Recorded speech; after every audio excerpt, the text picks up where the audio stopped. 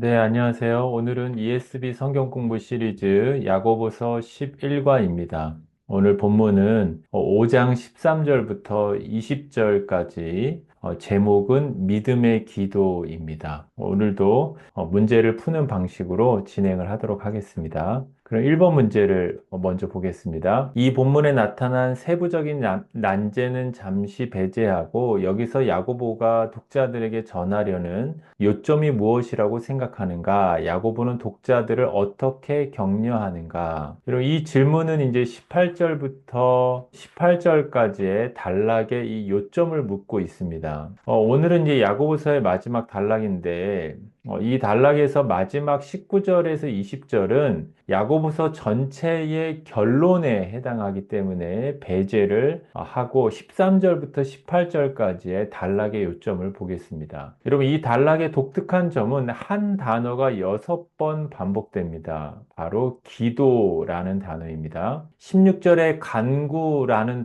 단어까지 포함하면 7번 등장하고 그래서 매 절마다 기도라는 단어가 포함되어 있습니다. 그래서 이 단락은 기도에 대한 권면이라고 할 수 있는데요. 특히 이 기도를 하는 이 배경, 이 상황이 중요합니다. 본문은 병든 상황 속에서 또는 병든 자를 위해서 기도하는 것에 대해서 권면하고 있습니다. 그래서 본문 15절을 보시면 믿음의 기도는 병든 자를 구원하리니 주께서 그를 일으키시리라. 혹시 죄를 범하였을지라도 사하심을 받으리라.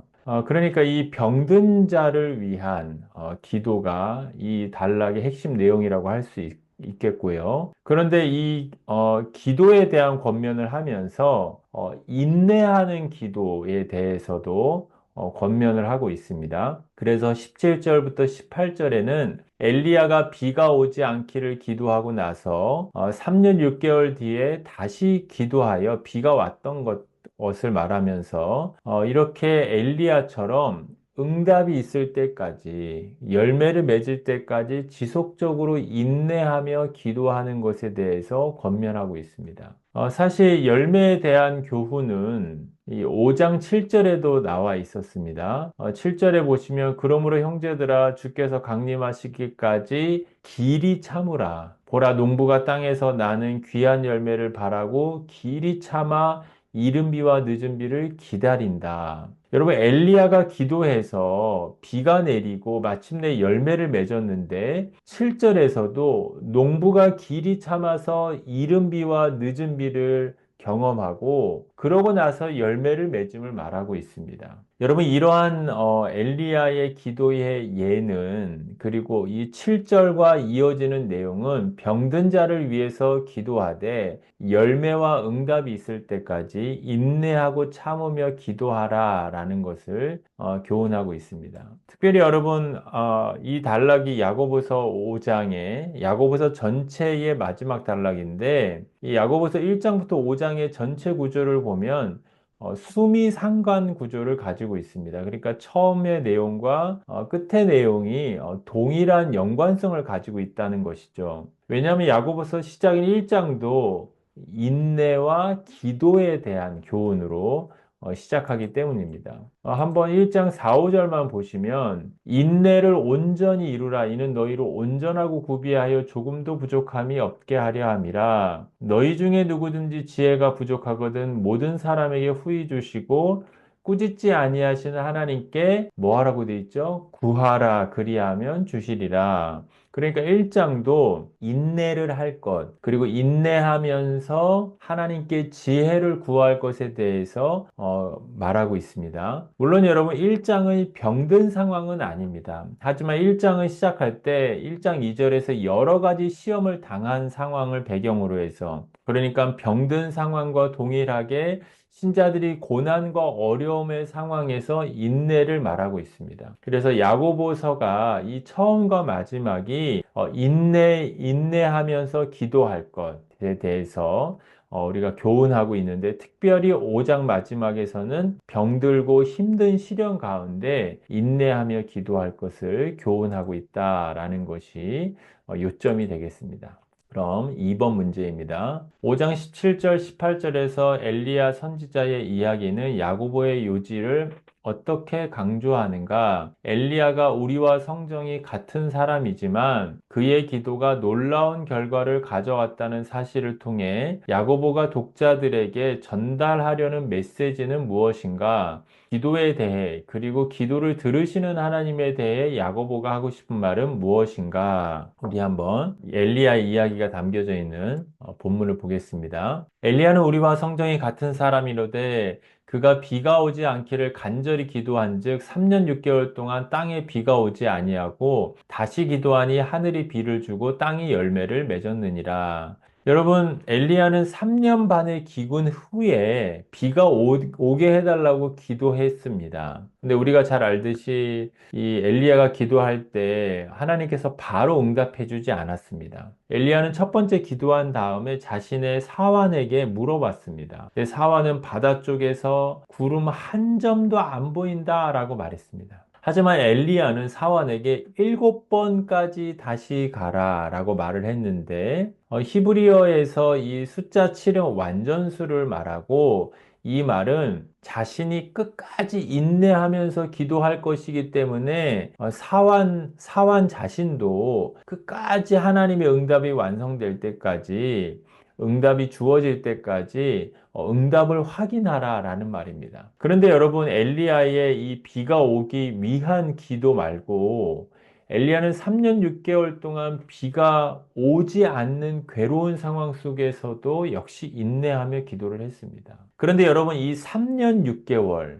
이 3년 반이죠. 이것은 무엇을 연상시키죠? 바로 계시록이나 다니엘에 나오는 한때, 두때, 반때를 연상시킵니다. 참고로 여러분 이 종말론적인 이 서신에서 나오는 한때, 두때, 반때는 단순히 문자적인 3년 반이 아니라 예수님의 승천부터 재림 때까지 그러니까 우리가 살아가고 있는 현재 기간을 의미합니다. 그러니까 엘리야의 인내의 기도는 단순히 응답될 때까지 기도하라라는 것이 아니라 도리어 우리로 하여금 엘리야의 그 시간과 연결시켜서 우리가 예수님께서 재림하실 때까지 그러니까 약속이 완성되는 그 종말의 때까지 기도하라라는 의미를 내포하고 있습니다.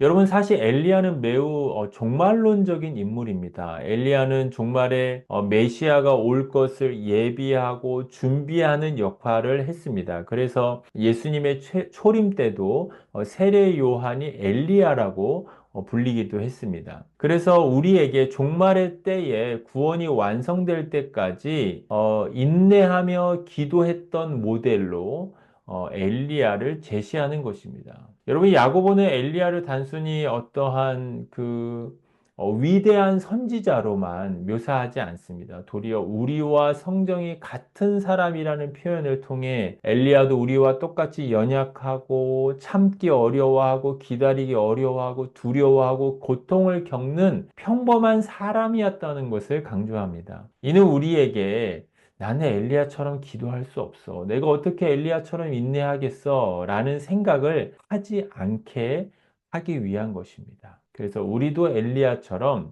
인내하며 기도할 수 있고 또한 할 수 있다. 엘리야가 3년 6개월을 인내하며 기도했던 것처럼 우리의 시간도 그러한 시간이다. 라는 것을 알려주고 있습니다. 자, 그러면 3번과 4번 문제를 풀 텐데요.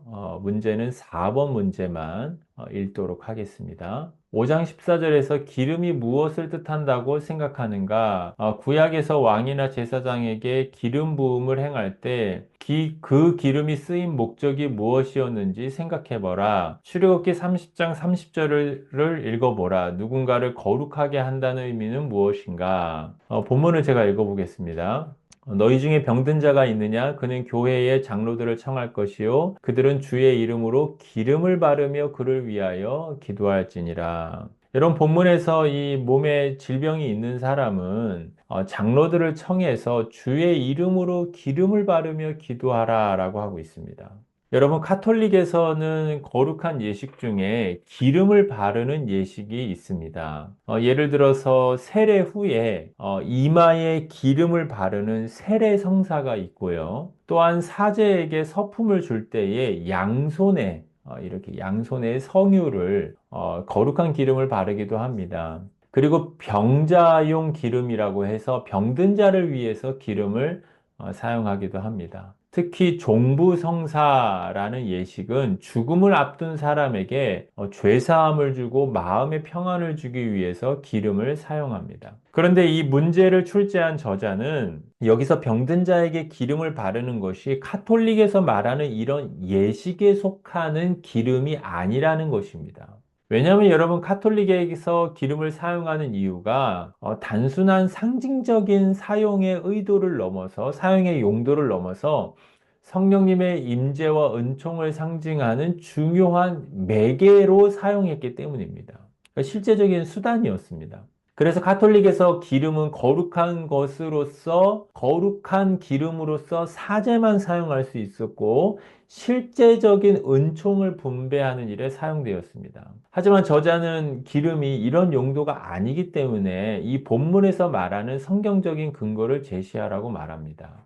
여러분, 보통 성경에서 기름은 두 가지 의미를 가집니다. 이 문제에서 나와 있던 출애굽기 30장 본문까지 포함해서, 먼저 첫 번째는, 무언가 물건이든 사람이든 특별히 구별해서 하나님께 바치거나 사람을 임명하여 세우는 의미가 있습니다. 그래서 성막을 건축하고 나서 기름을 다 바르고 거룩하게 구별하여 하나님께 바쳤던 기록이 있죠. 그리고 두 번째 의미는 성령님의 역사를 의미합니다. 그래서 여러분, 기름을 발라서 기도한다라는 것은 먼저는 이 사람은 하나님께 속한 거룩한, 그러니까 구별된 하나님의 백성이라는 의미입니다. 그래서 이 사람이 질병에도 불구하고 여전히 하나님의 특별한 돌보심 아래 있고 하나님의 은혜가 이 사람에게 있다라는 것을 기름을 바름을 통해서 표현하는 것입니다.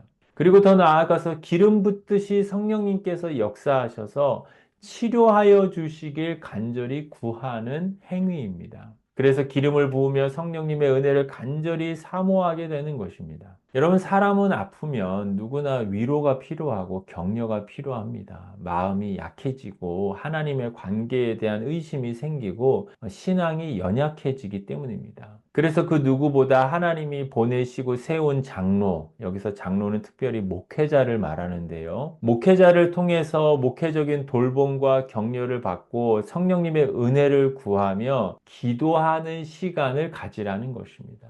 여러분, 우리가 아프면 물론 병원도 가야 하고 필요한 치료책도 찾아야 합니다. 그래서 이 야고보서 5장에서 이 기름을 특별히 이 사람의 질병을 치료하기 위한 실제 치료책이었다라고 말하기도 합니다. 그러니까 우리에게 어떤 치료를 위한 일반 은총적인 관점에서 병원을 찾고 좋은 방도를 찾아야 합니다. 하지만 신자들은 가장 무엇을 먼저 해야 하냐면 하나님의 사람을 통해 목회자를 통해 기도를 받고 하나님이 주시는 위로와 은혜 안에 거해야 한다는 것입니다. 내가 아픔 중에 있지만 하나님의 거룩한 백성이고 성령님께서 나와 함께 하신다라는 것을 확인하며 내가 아픔 중에 있을지라도 우리의 영혼이 병들지 않아야 함을 가르쳐 주고 있습니다. 그럼 다음 5번 문제 보도록 하겠습니다.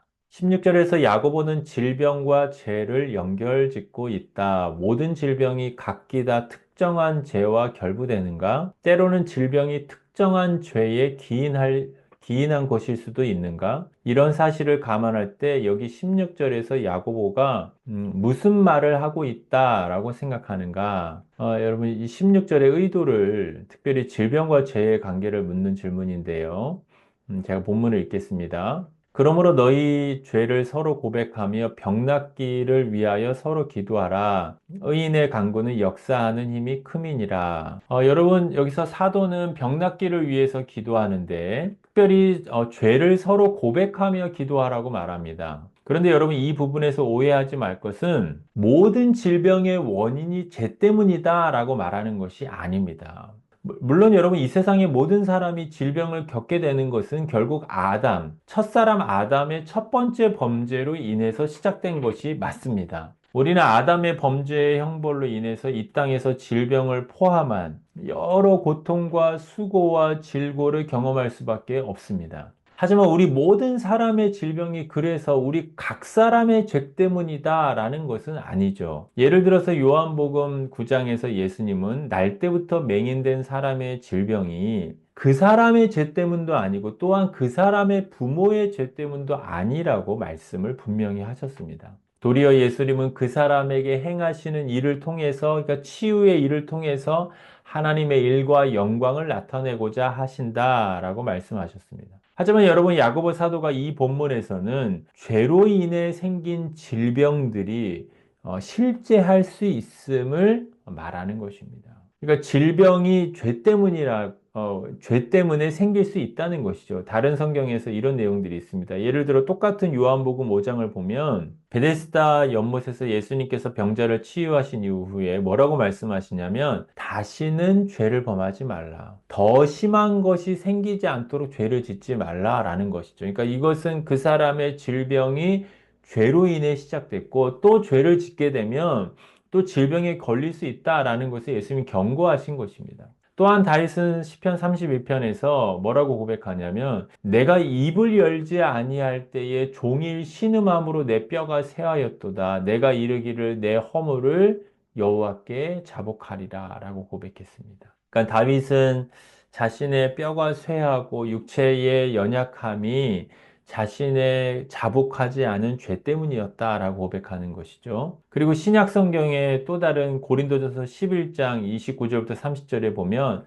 성찬을 합당하게 받지 않는 자들에 대해서 경고하면서 주의 몸을 분별하지 못하고 먹고 마시는 자는 자기의 죄를 먹고 마시는 것이니라 그 중에 약한 자와 병든 자가 많고 잠자는 자도 적지 않다라고 말하는 것은 자신의 죄를 분별하지 않고 죄를 용서받지 않고 하나님 앞에 성찬에 참여함으로 인해서 오히려 자신의 질병이 걸리게 된다라고 이렇게 말하고 있습니다. 그러므로 여러분, 죄는 인간의 육체에도 영향을 미칩니다. 그런데 본문은 특별히 죄와 이 질병의 연관성을 말하면서 어떻게 말하냐면 서로 죄를 고백하라라고 하고 있습니다. 그러니까 이 죄가 하나님과의 관계에만 영향을 미치고 하나님과의 관계만 회복하는 것이 문제가 아니라 공동체 안에서 서로의 관계를 파괴한다는 것입니다. 마치 예수님께서 산상수훈에서 가르치셨듯이 예물을 제단에 드리기 전에 형제에게 원망을 들을 만한 일이 생각나면 먼저 서로 화목해야 한다라는 말씀과 연결됩니다. 그래서 단순히 질병이 육체의 질병만이 아니라 그리스도의 몸된 공동체의 질병을 만들어서 공동체의 불화, 갈등, 분열을 만들 수 있다는 것이죠.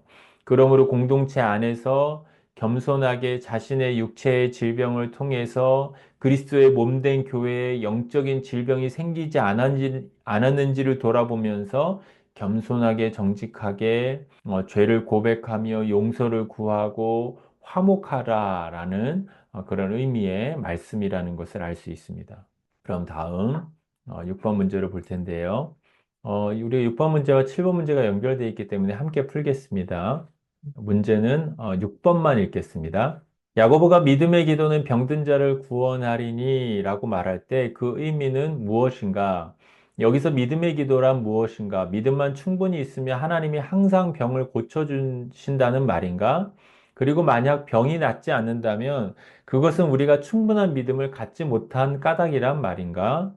여러분, 이 믿음의 기도가 이 병든 자를 구원한다라고 말하기 때문에 이 믿음의 기도가 무엇인지를 우리가 이해하는 것이 필요합니다. 여러분, 이 믿음의 기도가 그냥 응답될 것을 믿는 일명 저희 한국 교회 역사 속에서 일명 믿습니다. 그런 기도일까요? 여러분은 병든 사람을 위해 기도할 때 어떠한 믿음을 가지고 기도하십니까? 어떠한 믿음의 기도를 드리십니까?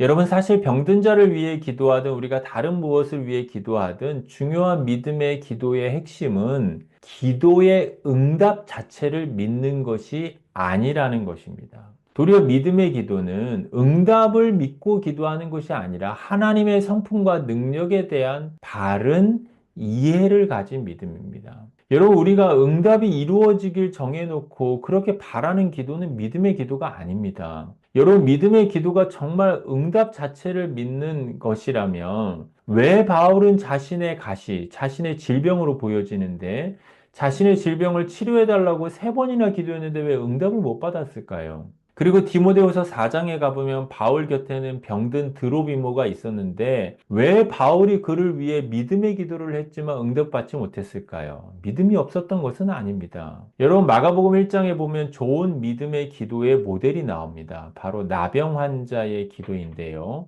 여러분 이 나병 환자는 예수님에게 이렇게 간구했습니다. 원하시면 저를 깨끗게 하실 수 있나이다. 여러분, 여기에 이 믿음의 기도에 대한 두 가지 포인트가 있습니다. 첫 번째는 저를 깨끗게 하실 수 있나이다 라는 고백에 담겨져 있는데요. 여러분, 이 나병 환자는 예수님이 자신의 나병을 깨끗게 하실 능력을 가진 분으로 확실히 믿었습니다. 그러니까 예수님이 전능하신 분이라는 것을 믿음으로 고백하고 있습니다. 여러분, 복음서에서 어떤 질병이나 문제를 예수님께 가지고 나와오지만 이런 믿음이 없는 사람도 있습니다. 예를 들어서 한 귀신 들린 아들을 둔 아버지는 아들을 고쳐달라고 예수님께 구하면서 할 수 있거든 불쌍히 여겨달라라고 말합니다. 할 수 있거든. 여러분, 이 아버지는 아마도 예수님께 부탁하기 전에 예수님의 제자들에게도 부탁했었고, 제자들이 귀신을 쫓아내지 못했고, 질병을 고치지 못했기 때문에 예수님에 대한 믿음이 온전하지 못했던 것으로 보입니다. 이 아버지는 확실한 믿음이 없었고, 예수님의 전능하심에 대해서 의심과 가능성을 따지는 온전하지 못한 믿음이었습니다. 하지만 이 나병 환자는 예수님의 능력과 위험 앞에 어떻게 합니까? 꿇어 엎드려 간구합니다. 그리고 자신의 질병과 문제와 연약함을 해결하실 수 있는 믿음을 갖고 있습니다. 그러니까 하나님의 전능함에 대한 능력에 대한 확신을 기초로 하고 있습니다. 이것이 믿음의 기도의 첫 번째고요. 그런데 여러분 두 번째는 이 나병 환자는 원하시면이라고 말하고 있습니다. 그러니까 깨끗게 하실 능력이 주님께 분명히 있지만 깨끗게 하시는 일의 선택과 결정은 내가 아닌 예수님이 하신다는 것입니다. 여러분, 사람들은 하나님을 믿는다고 하면서 기도할 때에 기도 응답에 대한 결정권까지 자기가 가지고 기도합니다. 하지만 진정한 믿음의 기도는 응답을 하나님의 원하심 앞에 맡기는 것입니다.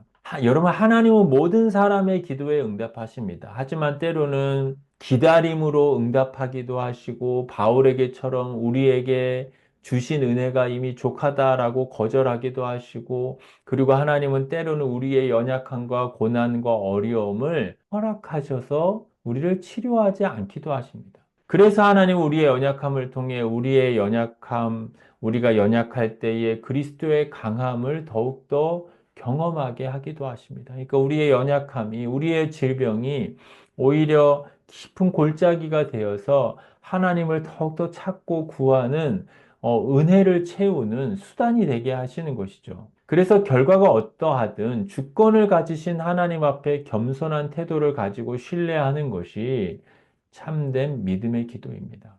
여러분, 내 기도가 거절되었다고 해도 그 거절이 응답의 거절은 아닙니다. 하나님은 가장 좋은 것을 주시는 분이고 가장 좋은 것으로 좋은 길로 인도하는 분이십니다. 하나님은 모든 것을 협력하여 선을 이루시는 분이십니다. 그래서 응답은 하나님의 자유로운 주권과 하나님의 뜻에 있습니다. 그 응답이 어떠하든 하나님은 선하시다라는 성품에 근거하고 있음을 믿고 기도해야 합니다. 그러니까 다시 말씀드리지만 성경이 말하는 믿음의 기도는 하나님의 능력만이 아니라 응답에 대한 하나님의 주권과 하나님의 선한 성품을 의심하지 말고 하나님께 전적으로 맡기며 기도하는 것입니다. 정말 사람이 연약하고 힘들 때는 이런 기도가 잘 안 나오죠. 낙심이 되고 힘들고 어렵습니다. 하지만 믿음의 기도는 배워가는 것이라 생각합니다. 믿음의 기도를 그냥 한순간, 물론 성경에서 나오는 사건들은 한순간일 수밖에 없겠죠. 하지만 우리가 정말 질병에 들고 우리 어려운 문제가 있을 때 믿음의 기도는 한순간 한 감정이 아니라 하나님의 절대적인 능력과 하나님의 주권과 하나님의 선하신 성품을 계속해서 의지하면서 믿음의 기도를 배워가고 그렇게 온전한 믿음으로 자라가는 것이다 라고 우리가 생각해야겠습니다. 다음 8번과 9번 문제를 역시 함께 연결돼 있어서 풀 텐데요. 8번 문제만 읽겠습니다. 만약 우리가 하나님께 구하는 것이 하나님의 뜻과 일치되기만 한다면 우리가 믿음으로 기도할 때 그 구한 것을 얻게 된다는 말이다. 이는 특히 요한일서 5장 14절 15절에 직접적으로 언급하는 진리이자 이와 동시에 기도에 대한 모든 성경적 가르침의 기본적인 밑바탕이기도 하다. 이런 생각이 맞다면 야고보가 믿음의 기도는 병든 자를 구원하리니 라고 한 것은 어떤 의미인가? 여러분, 이전 문제에서 우리가 이미 보았듯이 믿음의 기도란 하나님이 전능하신 분이시라는 확신과 함께 기도 응답에 대한 하나님의 주권과 선하심을 신뢰하는 기도입니다. 이 기도는 단순히 인간의 감정이나 열심이 아닌, 그러니까 내가 꼭 기도가 응답됐으면 좋겠다라는 그런 감정이나 그런 사모하는 마음이라는 그런 의미가 아니라 하나님에 대한 철저한 신뢰와 의존을 바탕으로 하는 것입니다. 그래서 요한일서 5장 14절은 그를 향하여 우리가 가진 바 담대함이 이것이니 그의 뜻대로 무엇을 구하면 들으심이라. 여러분, 이 구절의 핵심은 그의 뜻대로라는 조건입니다. 사도 요한도 하나님께서 우리의 기도를 무엇이든지 들어주신다라고 말하지 않고 그분의 뜻에 맞는 기도를 하나님께서 들으신다라고 분명히 밝히고 있습니다. 특히 여러분, 여기서 그의 뜻대로라는 표현을 우리가 좀 더 상세히 살펴봐야 하는데 두 가지를 의미합니다. 첫 번째는 기도의 내용이 하나님의 뜻에 부합하는가.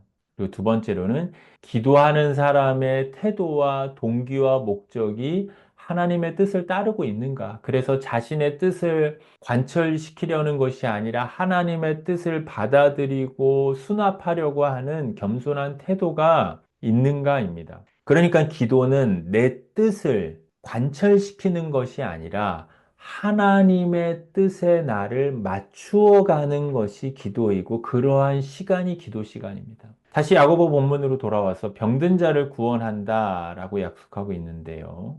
여러분, 여기서 구원한다라는 약속은 단순히 질병에서 벗어나게 한다라는 뜻을 넘어서 살린다, 회복시킨다라는 매우 넓은 의미의 단어입니다. 따라서 하나님께서 이 구원을 약속하시는 것은 질병 가운데 육체적인 질병을 치유해 주겠다라는 것뿐만이 아니라 우리가 이미 보았듯이 죄를 용서해 주신다는 것, 하나님이 주시는 평안을 질병 중에도 누리게 하신다는 것, 아니면 서로 죄를 고백함을 통해서 공동체의 회복을 주시는 이런 포괄적인 의미의 구원을 의미합니다. 그래서 이어지는 말씀에서도 그가 죄를 범하였을지라도 사하심을 받으리라 라고 말하는 것도 이 기도가 단순한 병의 치료를 넘어서 죄사함과 영혼의 회복까지 염두에 둔 것입니다. 결국 야고보는 이 말씀을 통해 참된 기도를 통한 구원을 매우 종합적인 관점에서 접근하고 있는 것입니다. 예를 들어 죄사함, 서로 용서하는 것, 공동체가 회복하는 것, 이런 모든 것들을 포함하는 것입니다. 그러므로 우리는 병든 자를 구원하시는 하나님을 소망하며 기도할 때 그 과정을 통해서 일하시는 하나님의 다양한 섭리와 하나님의 다양한 일하심을 기도해야 하는 것입니다. 우리가 질병 하나만 보는 것이 아니라 하나님은 그 과정을 통해 그 하나의 질병을 통해 많은 것들을 회복시키시며 많은 것들을 변화시키시며 또 하나님 자신의 구원의 일들을 다양한 면에서 일하시는 분이라는 것을 생각해야 한다는 것입니다. 그런 다음 문제입니다. 모든 구체적인 사안을 이해하고 나면 이제 야고보의 요지는 간단 명료해진다. 즉 기도에는 매우 놀라운 능력이 있으며 하나님은 우리의 기도에 응답하길 원하신다는 것이다. 당신은 기도할 때 하나님이 당신의 기도에 응답하길 간절히 원하신다는 사실을 알고 그 사실을 인식하면서 기도하는가? 아니면 하나님이 기도에 응답하시지 않기를 바라며 기도하는가? 여러분, 이 문제는 이 교재의 저자가 우리의 믿음의 기도의 내용들을 우리가 지금까지 본문의 내용을 살폈기 때문에 각 개인에게 적용할 수 있는 질문을 하는 것입니다. 우리가 만약 뭐 질병에 걸렸거나 아니면 특정한 기도 제목이 있을 때 우리가 응답하시는 하나님을 어떤 분으로 인식하며 내가 실제로 지금 기도하고 있는가라는 것을 이제 적용해 보라는 것이죠. 우리에게는 하나님께서 우리의 기도에 예스로 응답하시든 노라고 응답하시든 하나님의 주권과 선하심 안에서 우리에게 필요한 것을 응답하기를 원하시는 분이다라는 인식이 필요하다라는 것을 말하고 있습니다. 다시 말하면 하나님의 응답이 어떠하든 하나님의 선하심과 사랑의 성품 안에서 가장 좋은 것을 주실 것이라는 믿음을 가지라는 것입니다. 여러분은 어떠하십니까? 무엇보다 교제의 저자가 의도하는 것은 우리가 기도를 시작할 때는 우리의 질병이나 문제로부터 시작하지만 기도를 응답하시는 하나님의 성품과 하나님의 하나님 되심에 주목하라는 것입니다. 사실 우리는 기도할 때 나를 기도하게 만든 어떤 문제나 염려와 고민들에 둘러싸여 있는 상태에서 기도를 시작하기가 쉽습니다. 하지만 이러한 것들의 마음을 빼앗기고 이러한 것들을 주목하기보다는 하나님을 바라보고 하나님의 성품을 생각하라는 것입니다. 하나님이 지금 나의 문제 가운데 여전히 계시고 나의 계획과 주권, 나를 향해 계획과 주권을 가지고 계시며 여전히 나를 사랑하고 계시며 가장 좋은 것으로 응답하실 것에 대해서 믿음의 눈을 뜨라는 것입니다. 그래서 기도는 하나님과의 관계에서 부요함을 누리게 되는 것. 그래서 이런 관점에서 우리 자신을 한번 이 기도에 대해서 적용해 보면 각자 좀 도움이 되시리라 생각됩니다. 그럼 마지막 이제 10번 문제입니다. 19절, 20절은 야고보서 전체의 결론을 내리고 있다. 야고보는 우리가 그리스도인으로서 서로에게 무엇을 행하라고 권면하는가? 우리가 이런 방식으로 서로를 돌보는 것에는 어떤 유익이 있는가? 제가 본문을 읽겠습니다. 내 형제들아 너희 중에 미혹되어 진리를 떠난 자를 누가 돌아서게 하면 너희가 알 것은 죄인을 미혹된 길에서 돌아서게 하는 자가 그의 영혼을 사망에서 구원할 것이며 허다한 죄를 덮을 것이라. 여러분 사도는 편지 마지막 부분에서 미혹된 길에서 다시금 진리의 길로 돌아서게 하는 것에 대한 관심을 가지고 권면하고 있습니다. 특히 사도는 이러한 자들을 돌아서게 해야 할 책임을 공동체적인 책임을 강조합니다. 사실 본문에 보면 진리를 떠난 자를 돌아서게 하라라는 명시적인 명령은 없습니다. 하지만 19절에 보면 진리를 떠난 자를 누가 돌아서게 하면이라고 되어 있고, 그리고 20절에도 미혹된 길에서 돌아서게 하는 자가 라고 말하고 있습니다. 그러니까 사도는 누가 또는 뭐뭐 하는 자 라는 식으로 표현을 하면서 편지를 읽는 누구든 미혹의 길에서 돌아서게 하는 자가 되어야 한다라는 공동체적 책임, 한 몸으로서의 책임을 말합니다. 그리고 이러한 책임을 통해서 20절에 나오듯이 영혼을 사망에서 구원하게 되고 허다한 죄를 덮게 될 것이다 라고 말합니다. 여러분, 이것은 사람을 돌아서게 하는 일에 엄청난 영적인 효력을 말하는 것입니다. 쉽게 말해서 그 사람이 구원을 얻게 되고 죄 용서를 받게 되고 의롭다함을 얻게 된다라는 것입니다. 여러분, 이 구원의 일은 오직 하나님의 은혜와 주권에 속한 일입니다. 하지만 지금 하나님께서는 우리에게 영광스러운 초대를 하고 계신 것이죠. 하나님의 구원의 일, 사망에서 건지는 일에 우리가 함께 하라는 것입니다. 교회에서 신자들이 직접적인 관계 속에서 서로 돌아보는 일을 통해서 하나님의 구원 사역에 동참해야 합니다. 서로가 서로의 신앙을 세워주고 서로를 미혹으로부터 지키는 일에 힘쓰고 애를 써야 합니다. 히브리서 3장 13절에 보면 오직 오늘이라 일컫는 동안에 매일 피차 권면하여 너희 중에 누구든지 죄의 유혹으로 완고하게 되지 않도록 하라. 신자들은 하루가 멀다 하고 매일 서로 권면하며 상대방이 어떤 유혹에 대해서 마음이 딱딱해지지 않고 완고해지지 않도록 서로를 일깨워주고 서로 간에 위로를 하고 덕을 세울 수 있어야 합니다. 그래서 뭐 만날 수 있다면 만나고 어려우면 전화 통화로 아니면은 뭐 카톡이나 문자를 통해서 서로를 살리고 구원하는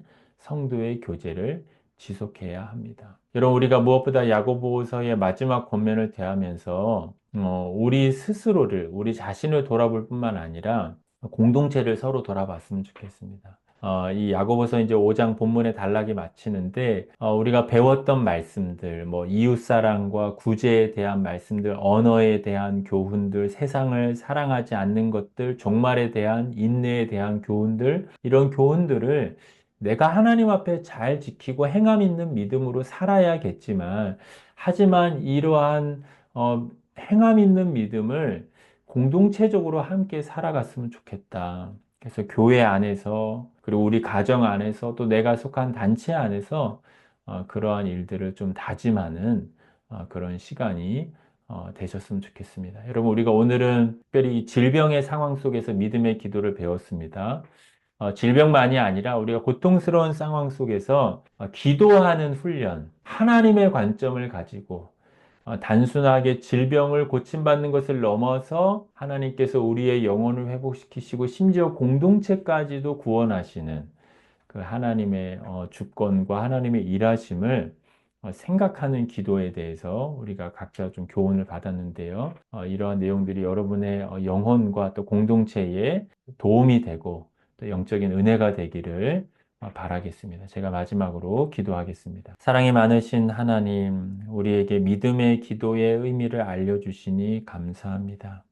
하나님, 우리의 상황이 급박하고 때로는 우리의 믿음이 연약해졌을 때는 그 응답만을 생각하고 기도하게 되지만, 하지만 그 응답하는 과정을 통하여 하나님을 알게 하시고, 하나님을 향해 기도하는 법을 배우게 하시고, 우리의 믿음을 만들어 가시는 그 하나님의 섭리를 알게 하시기를 원합니다. 특별히 하나님, 오늘 공부하는 이 내용을 들은 분들 중에 질병이나 연약함, 또 삶의 어려운 문제들이 있다면 하나님 그들에게 믿음을 더하여 주시기를 원합니다. 그들의 연약함 가운데 좌절하거나 낙심하지 않게 해주시고 하나님께서 그들을 불쌍히 여겨주시고 긍휼히 여겨주셔서 그들의 질병에서도 치료해 주시고 무엇보다도 그들의 질병과 연약함을 통하여서 하나님께서 강하게 붙들어 주시고 그들의 연약함을 통하여서 강하신 하나님과 능력의 하나님을 경험할 수 있도록